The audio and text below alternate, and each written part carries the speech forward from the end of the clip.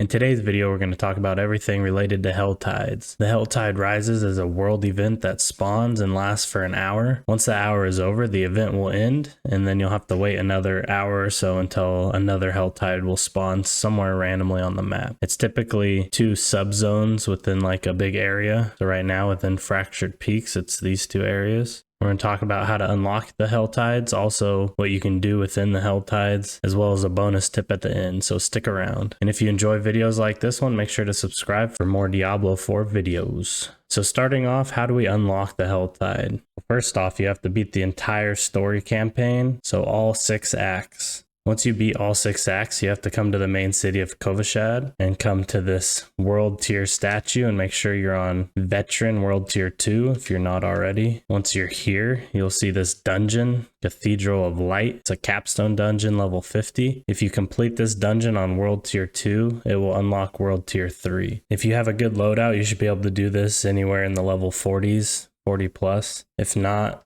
try to find a group. And if you can't find a group, then just, level up your character as much as possible. Get in here and beat this. Once you beat that capstone dungeon, it will unlock Nightmare World Tier 3, which will give you sacred items, unique items can drop, Nightmare Sigils can drop that unseal Nightmare dungeons, Helltides can appear across Sanctuary, champion monsters with damage resistant auras can appear. This is going to give you bonuses like more gold, experience. But for this video, you mainly want to unlock it for the Helltides. Now once you're in World Tier 3, you open your map, you'll either see some red zones like this with this sword above it, and it'll say Helltide Rises. That's how you know there's a Helltide event going on. If you don't see this, then you eventually will get a text that appears on your screen that will tell you the Helltide is rising. So then you just pull up your map and look for the big area like this. Okay, so what can you do within these Helltides, and why are they so good and so important? First off, if you're actually in the zone, so I'm within this zone right now, you see these chests that appear on your map. These chests will tell you things like what might be in them. This one says a tortured gift of weaponry. That means that that chest could hold either a 2-handed or a 1-handed weapon. You have to actually go to the chest to see what's inside of it specifically. This one says tortured gift of protection. That means it'll be an armor piece. So if you go to that chest specifically and look at it, it'll show you a piece of armor like boots or a helmet or something. So you can target farm these chests. These chests have a super high drop rate for legendary items. So if you need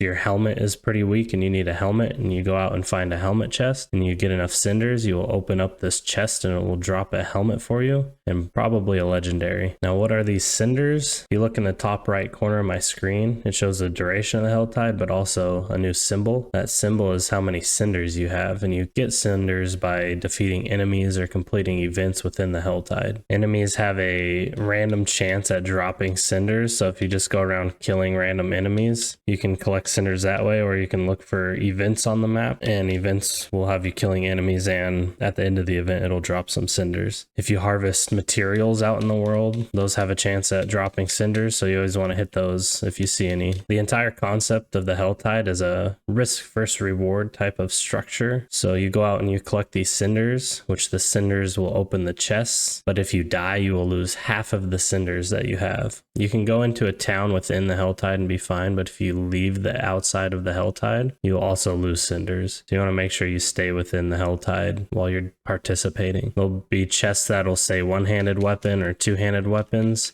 The 2-handed weapon chests are 150 cinders. 1-handed weapon chests are 125. And then you have all your armor chests are only 75 cinders. Also, if the Helltide ends, then you will lose your cinders and you can't use them in the next Helltide. They don't carry over. So the best way to farm these is to get in a group and you all just pretty much mob together, kill as many things as you can, get as many cinders. There's a lot of events going on. Like right next to me, there's an event going on, and that will drop a bunch of cinders for me. And once I collect enough cinders, I can go to one of these chests and open them up. Once you open a chest, that chest will no longer be active for you specifically. So once I open this chest specifically and get the loot from it, I will not be able to open this chest again. So I'll have to go look for other chests around to open. If I wanted to see all the chests in this area, I'd have to be in this area. This event has a lot of like extra ads that'll spawn, so there's more ads than normal in the area. Like right now there's a hellstorm going on. If you get hit by these, they do a lot of damage, and if you sit in them, they do damage over time. So if you're like pulling a big group of ad to get cinders in one of these spawns, you want to play extra careful because you're pretty easy to die within that event. Now I'm going to collect enough cinders to open a chest so you can see what that's like. Also, we're going to show you a little bonus tip here to guarantee you get more loot. If you don't care about specific loot, and you're not looking for anything specific, but you just want more abundant loot, then there's a secret chest that you should be on the lookout for, which I'll post a picture of a map that people have kind of put together that have located most of the secret chests. Thing to know about the secret chest is after a certain amount of time within the HellTide, the chest will despawn.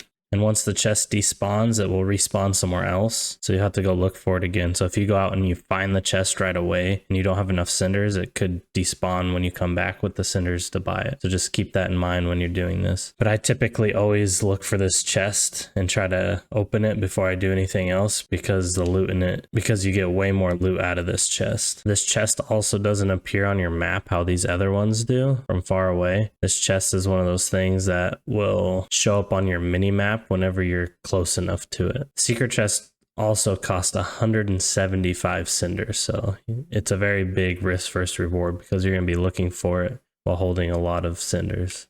So here's the chest. It requires 175 cinders. It's called Tortured Gift of Mystery. Now, if you look at my mini map, you don't see anything right now on the mini map or on my map. But when I get close to this chest, boom, it'll pop up.